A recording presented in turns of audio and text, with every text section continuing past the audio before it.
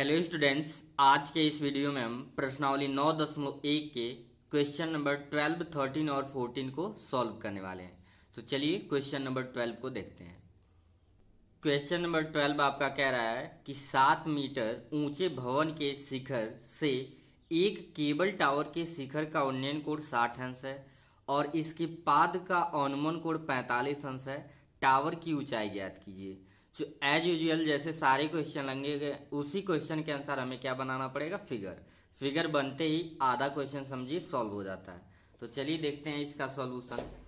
Question ये कह रहा था, आपके स्क्रीन पे दिखाई दे रहा होगा, क्वेश्चन नंबर 12 का सॉल्यूशन है।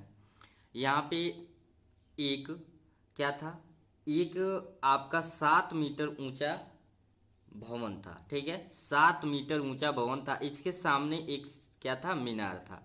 तो ध्यान से समझेंगे, यहाँ पे 7 मीटर ऊंचे भवन से मीनार के शिखर का उन्नयन कोण, यानी कि व्यक्ति यहाँ से इसके शिखर को देख रहा है, यानी कि 7 मीटर ऊंचे भवन से इसका उन्नयन कोण मतलब ऊपर देख रहा है। मीनार ये माना गया है एडी है। उन्नयन कोण कह रहा है कि कहाँ, शिखर का उन्नयन कोण 7 अंश है और मीनार के पाद का अनुमान कोण, तो अनुमान कोण मतलब व्यक्ति यहाँ से क्या देख रहा है, नीचे। तो आई होप आप समझ गए होंगे कि क्वेश्चन कैसे बना है यहाँ पे। ठीक है, 7 मीटर ऊंचा भवन था, उसके जस्ट सामने एक क्या था, मीनार था। तो उस भवन के शिखर से इस मीनार का जो शीर्ष था उसका उन्नयन कोण 60 अंश है और पाद यानी आधार का अनुमान कोण यहीं से 45 अंश है। ठीक है, अगर ये 7 मीटर है तो ऑब्वियस सी बात है कि ये डिस्टेंस यहाँ भी कितना होगा, 7 मीटर ही होगा। टोटल ऊंचाई हमने मान लिया कि मीनार का h है, इसलिए अगर ये वाला पार्ट यहाँ से लेके यहाँ तक की बात करें तो टोटल h है और ये यहाँ से लेके यहाँ तक 7 है। तो h में से 7 सब्ट्रैक्ट कर देंगे तो ये डिस्टेंस यानी h माइनस क्या हो जाएगा, 7 हो जाएगा। ठीक है, अब एक एक क्वेश्चन हमें मतलब एक एक ट्राइंगल लेके क्या कर देना है, सॉल्व कर देना है। तो लिखेंगे सबसे पहले कौन सा ट्राइंगल ले लिया जाए, ए बी सी में लिखेंगे त्रिभुज ए बी सी में या से। देखिए हमें क्या पता है, ये ऑब्वियस सी बात है एंगल के सामने है तो ये लंब हो जाएगा और ये क्या है, आधार है। यहाँ पे तो 90 डिग्री का एंगल है। ठीक है, तो लंब और आधार आपको हर एक क्वेश्चन में ज़्यादातर क्या आ रहा है, tan थीटा। tan थीटा बराबर क्या होता है, लंब बट्टे आधार, लंब बट्टे आधार यानी परपेंडिकुलर बाई बेस। तो यहाँ से निकाल लेंगे, थीटा की वैल्यू आप देखो तो 45 अंश है, लंब आपका 7 है, लंब आधार आपका x है और जब ये डिस्टेंस x था तो ऑब्वियस सी बात है ये भी डिस्टेंस कितना होगा, x होगा। तो आप जानते हैं tan 45 की वैल्यू 1 होता है, 7/x क्रॉस मल्टीप्लिकेशन करेंगे, इसका गुणा इसमें और इसका गुणा इसमें, तो x की वैल्यू कितना आ जाएगा, 7 आ जाएगा। ठीक है, अभी इस वैल्यू का यूज हम करेंगे अगले इक्वेशन में। अब ए बी सी तो हो गया, अब कौन सा ट्रायंगल हम लेंगे, सी डी ई। कौन सा ट्रायंगल, सी डी ई लिखेंगे तथा या पुनः त्रिभुज सी डी ई से। अगर यहाँ भी देखिए तो ये 90 डिग्री का है और 60 यानी कोण के सामने है तो ये लंब होगा और नीचे क्या होगा, आधार, यानी फिर वही tan थीटा का ही रेशियो हमें लेना है। तो हम लिखेंगे tan थीटा इक्वल्स टू होता है परपेंडिकुलर बाई बेस यानी लंब बटे आधार। ठीक है, थीटा की वैल्यू यहाँ पे क्या लेंगे, थीटा की वैल्यू 60 डिग्री है तो 60 इक्वल्स टू लंब आपका क्या है, h माइनस 7 और बाई में आपका क्या है, x। अगर tan 60 की वैल्यू आपको याद हो गया होगा, √3 होता है, h माइनस 7 और x की वैल्यू हमने फाइंड कर लिया है, क्या यहाँ पे 7, तो यहाँ पे 7 हम रख सकते हैं। नीचे 1 लिख सकते हैं, क्रॉस मल्टीप्लिकेशन करेंगे यहाँ भी, h माइनस 7 का 1 में होगा तो h माइनस 7 हो जाएगा और 7 का √3 में करेंगे 7/3। ठीक है, h की वैल्यू हमें फाइंड करना है, h इक्वल्स टू 7/3 माइनस इधर भेजेंगे क्या हो जाएगा, प्लस। अब दोनों में चाहो तो कॉमन दिखाई दे रहा है, 7 है, 7 कॉमन करेंगे तो √3 + 1 और ये किस में आ जाएगा, मीटर में। यही आपके मीनार की क्या है, ऊंचाई है।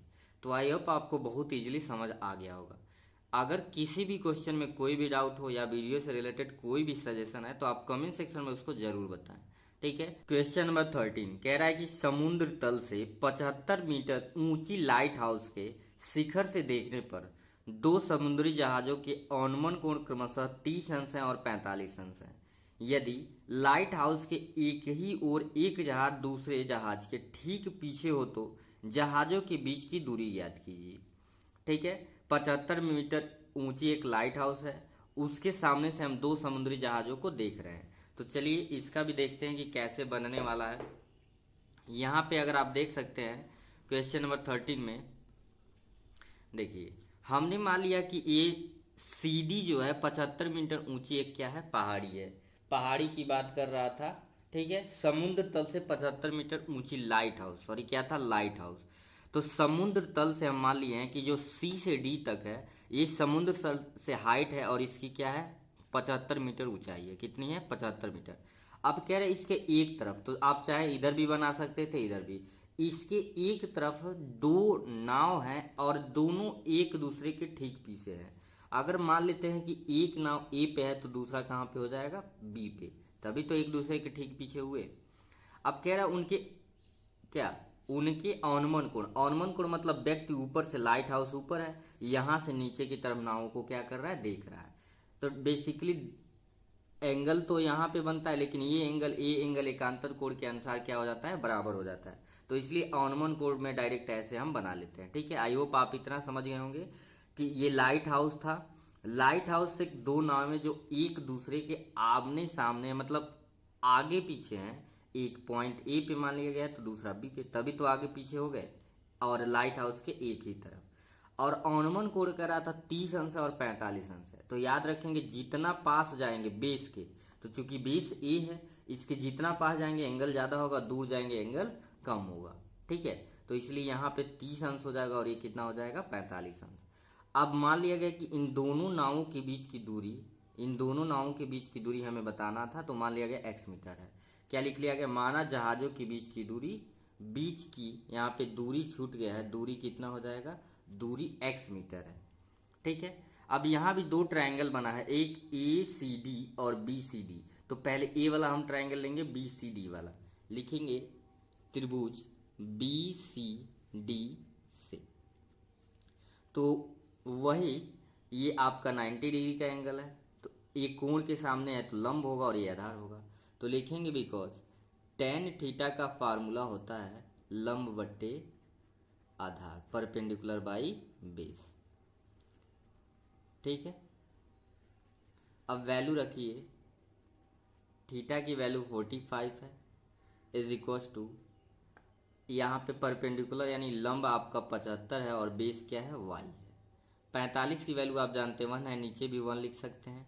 75 बाई वाई, क्रॉस मल्टीप्लिकेशन हमेशा इस कंडीशन में करते हैं जब बीच में इक्वल और दोनों तरफ सिर्फ एक टर्म है, तो क्या करते हैं, क्रॉस मल्टीप्लिकेशन। तो y कवर में होगा y होगा और 75, क्योंकि सारे माप मीटर में है तो ये किस में आ गया, मीटर में आ गया। इसका यूज आगे हम करेंगे। अब लिखेंगे पुनः त्रिभुज कौन सा, ACD में, और जब ACD लेंगे तो इसका याद रखेंगे आधार क्या होगा, x प्लस वाई होगा। आधार क्या होगा, x प्लस, क्योंकि A से C पूरा दूरी ले रहे हैं। पुनः त्रिभुज ACD से, तो ACD जब लेंगे तो वही लिखेंगे बिकॉज हम जानते हैं tan थीटा इक्वल्स टू लंब बट्टे यानी परपेंडिकुलर बाई बेस, लंब बट्टे आधार। अब यहाँ थीटा की वैल्यू कितनी है, 30 degree, is equal to perpendicular, perpendicular तो वही होगा 75, बेस क्या है आपका x plus y. This implies tan 30 की वैल्यू होता है 1/√3 is equal to 75 x plus, चाहो तो यहाँ पे y की वैल्यू हमने 75 निकाला है तो यहाँ पे रख सकते हैं। आगे सॉल्व करेंगे, यहाँ पे क्रॉस मल्टीप्लिकेशन ही, इसका गुणा इसमें और इसका गुणा इसमें, तो 1 का होगा x हो जाएगा और ये हो जाएगा 75 इज इक्वल टू 75/√3। अब x इक्वल टू 75/√3 प्लस इधर आएगा हो जाएगा माइनस, तो x इक्वल टू 75 और ये हो गया √3 माइनस 1 और मीटर। चूँकि क्वेश्चन में देखिए ये नहीं कहा है कि √3 की वैल्यू आपको 1.73 लेके सॉल्व करना है, तो इसलिए हम यहाँ तक छोड़ देंगे। अगर किसी क्वेश्चन में कह दिया कि √3 की वैल्यू रखना है तो रख के आप पर्टिकुलर पूरी वैल्यू निकाल सकते हैं, लेकिन नहीं कहा है तो आप टाइम बचा सकते हैं अपना, यहाँ तक छोड़ सकते हैं। तो आई होप आपको ए बी क्वेश्चन ईजिली समझ आ गया होगा। अब चलते हैं आज के इस वीडियो का लास्ट क्वेश्चन, क्वेश्चन नंबर 14 पे। क्वेश्चन नंबर 14 कह रहा है कि 1.2 मीटर लंबी एक लड़की भूमि से 88.2 मीटर की ऊंचाई पर एक क्षैतिज रेखा में हवा में उड़ रहे गुब्बारे को देखती है। आप देख सकते हैं यहाँ पे 1.2 मीटर लंबी क्या है, एक लड़की है, और एक गुब्बारा है कि जो 88 मीटर ऊंचाई पे क्या हो रहा है, उड़ रहा है, उसको क्या कर रही है, देख रही है। किसी भी क्षण लड़की की आंखों से गुब्बारों का उन्नयन कोण स्टार्टिंग में देख रही है तो गुब्बारे का उन्नयन कोण यहाँ आप देख सकते हैं 60 अंश है। कुछ समय बाद उन्नयन कोण घटकर 30 अंश हो जाता है, यानी गुब्बारा यहाँ से जब अपना आगे चला जाता है तो उन्नयन कोण बदल जाता है, 30 से कितना हो जाता है, 60 अंश हो जाता है। आकृति कह रहा है इसमें देखिए, इस अंतराल के दौरान गुब्बारे द्वारा तय की गई दूरी ज्ञात कीजिए। यानी यहाँ से जो गुब्बारा इस पॉइंट पे आया, इसी के बीच का क्या निकालना है, दूरी निकालना है। ठीक है, तो बेसिक रूल अप्लाई करेंगे। चलिए इसका भी सॉल्यूशन हम देखते हैं। ठीक है, यहाँ पे आपका इमेज बना लिया गया है। ये 1.2 मीटर लंबी लड़की है। तो पहले गुब्बारा सी पॉइंट पे था, किस पॉइंट पे था, सी पॉइंट पे, और उस समय उसका उन्नयन कोण 60 अंश था। फिर कुछ समय बाद वो कहाँ चला गया, ई पॉइंट पे, और तब उन्नयन कोण 30 अंश हो गया है। तो इस दौरान आपको बताना है, अगर ये ए है तो ए से बी के बीच, यानी इसी समय में ना गुब्बारा आपका दूरी जो तय किया है, बताना है कि कितना डिस्टेंस कवर किया है। सॉरी, यहाँ पे ध्यान देंगे, सी पे था तो ये यहाँ पे बी हुआ, और एक्चुअली हमें निकालना क्या है, बी से सी के बीच की दूरी, क्योंकि स्टार्टिंग में तो गुब्बारा यहाँ पे था, फिर कहाँ तक चल के गया है, ई तक। तो यानी हमें बी से सी की मतलब बी से डी के बीच की दूरी निकालना, यानी कि वाई निकालना। हमने ए और बी के बीच की दूरी एक्स मान लिया, और बी और आपके डी के बीच की दूरी एक्स वाई मान लिया।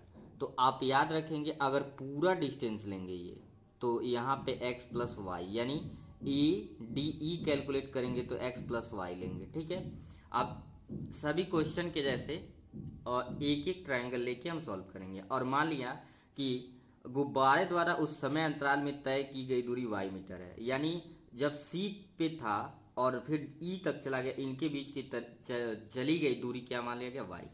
आपको इमेज समझना और इसके कॉन्सेप्ट को समझना ही आसान था। एक पॉइंट और ध्यान देंगे, अगर टोटल हाइट की बात करेंगे तो हाइट इस पॉइंट से होगा, यानी गुब्बारे की हाइट, लड़की जहाँ बेस धरती से हाइट है, तो यहाँ से लेके यहाँ तक की हाइट 88.2 है।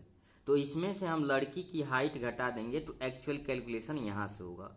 तो 88 में से 1.2 घटाएंगे तो क्या बचेगा आपका, ये हो जाएगा 80, ये थोड़ा सा रॉन्ग हो गया है। आपको 88 में से 1.2 घटाएंगे तो सीधे बचेगा 87, और यहाँ पे क्या लिखेंगे, मीटर में। अब कैलकुलेट करते हैं, सारी चीज़ें हमें पता चल गया। लिखेंगे त्रिभुज, पहले हम ये वाला कंसीडर करते हैं बी, और क्या लेते हैं, डी ई में, बी डी ई से एम में। तो ये तो 90 डिग्री का एंगल बन रहा है। तो जब 90 डिग्री का एंगल बन रहा है, और ये चीज़ और ध्यान देंगे, जब ये 87 है तो ये भी, इसकी भी हाइट आपकी क्या हो जाएगी, 87 ही होगी, 87 मीटर।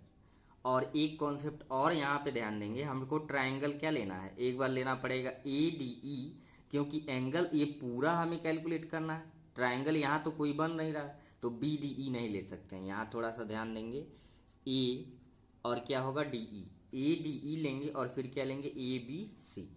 तो हम जानते हैं बिकॉज टेन थीटा का फार्मूला होता है लंब बट्टे आधार, परपेंडिकुलर बाई बेस।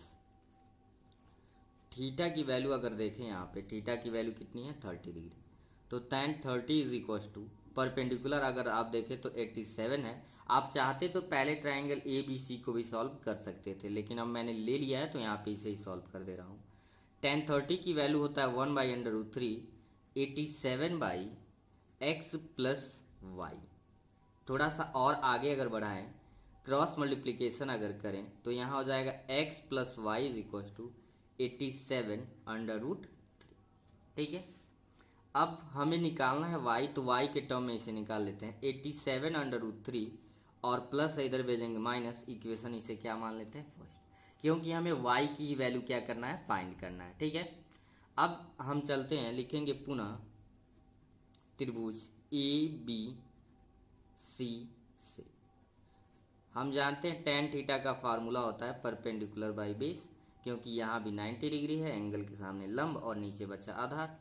थीटा की वैल्यू यहाँ है 60 degree, is equal to perpendicular की अगर बात करें तो 87 है, और बाई में यहाँ पे बेस x है। tan 60 की वैल्यू की बात करें अगर, तो ये होता है √3 इज इक्वल टू 87 बाई, और यहाँ पे क्या है आपका 87 बाई x, नीचे 1 लिखेंगे। x की वैल्यू यहाँ से हमें निकालना है, तो x को यहाँ √3 को यहाँ, यानी x इज इक्वल टू हो जाएगा 87 बाई √3। अब x की वैल्यू हम क्या रख देंगे समीकरण 1 में, तो लिखेंगे समीकरण 1 से, समीकरण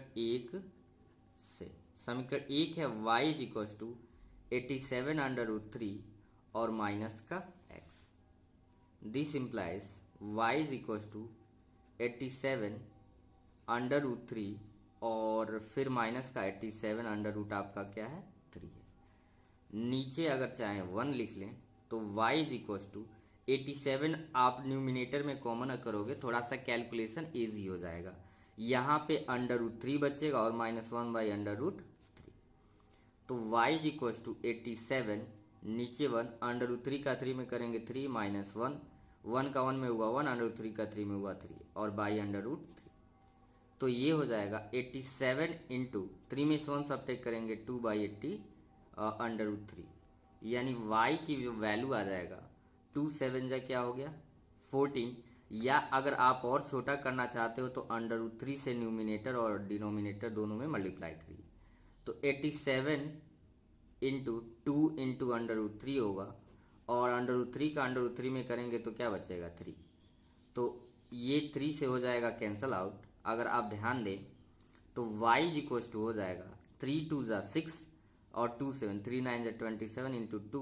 और √3, तो फाइनली आपका आंसर यहाँ पे आ जाएगा y इज इक्वल टू 2 9 ज़ा 18 और 2 2 ज़ा 4 1 5 58 √3, और चूँकि मेजरमेंट मीटर में है तो ये भी क्या आ जाएगा मीटर में आंसर। ठीक है, तो यहाँ पे आप देख सकते हैं इस चैप्टर के सारे क्वेश्चन कॉन्सेप्ट बेसिस पे हैं। आपने एक बार अच्छे से ट्रायंगल के कॉन्सेप्ट को, एंगल को समझ लिया, आसानी से आप सॉल्व कर पाएंगे। तो फिर मिलेंगे नेक्स्ट वीडियो में, तब तक के लिए थैंक यू।